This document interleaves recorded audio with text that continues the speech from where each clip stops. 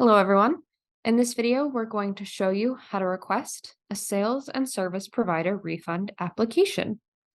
This is not a logged in activity, so we'll begin on the Maine Tax Portal homepage and navigate to the Additional Services panel. Here, we will select the hyperlink for Sales and Service Provider Refund Application.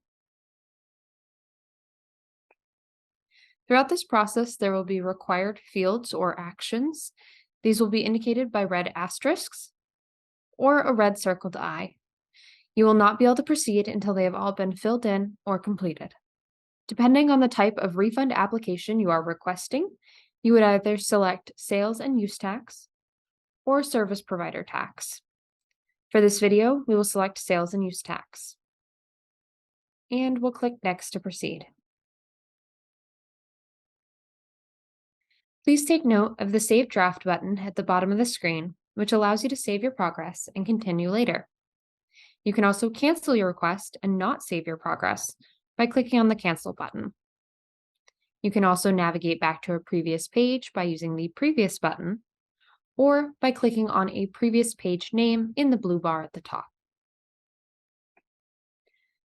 On this page, the Taxpayer Information screen, we'll select our ID type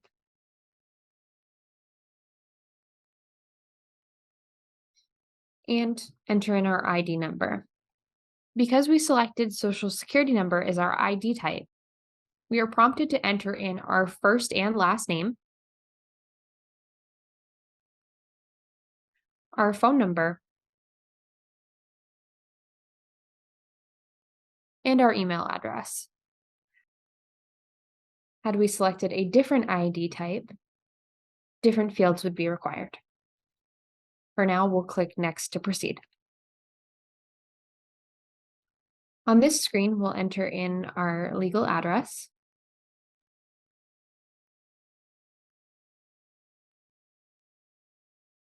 all addresses must be verified by the United States Postal Service by clicking the blue hyperlink to verify the address. And we'll click Next to proceed. On the refund information screen, we are prompted to enter the amount of the refund request,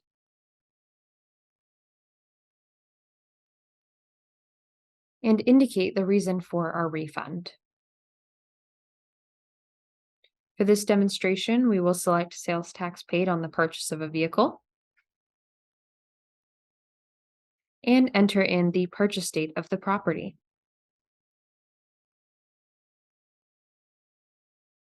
You will select whichever reason applies to you and your circumstances. You may be prompted to fill out additional fields after selecting your reason. We'll click Next to proceed. On the supporting documentation screen, we are asked to provide documentation supporting our request. For example, you can attach a cover letter or manually type in your cover letter in the box provided. Other examples of supporting documentation include proof of tax paid or a copy of your vehicle registration. To add an attachment, we'll click the Add Attachment hyperlink. Select the type of file, browse for our file, and click OK.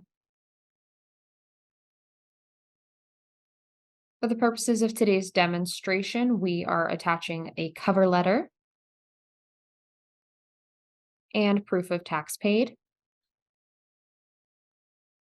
You will need to add any attachments applicable to you and your situation.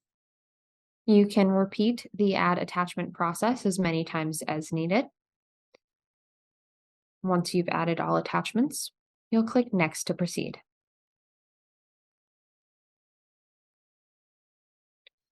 On the next page, we can opt to receive our refund via direct deposit if we so choose. For the purposes of today's demonstration, we're just going to say no. Please note, since we opted no to the direct deposit, we will receive a paper check instead for any refund that is approved. And click Next to proceed. Next, we are brought to the declaration page. We do encourage you to read this page very thoroughly, as you are asked to confirm two separate points. Once you have checked both boxes indicating that you have read and agree to the terms outlined, you'll enter in the first and last name of you, the person filing the return, and again to confirm. And we'll click submit. We are asked to enter in our email address twice to confirm, and click OK.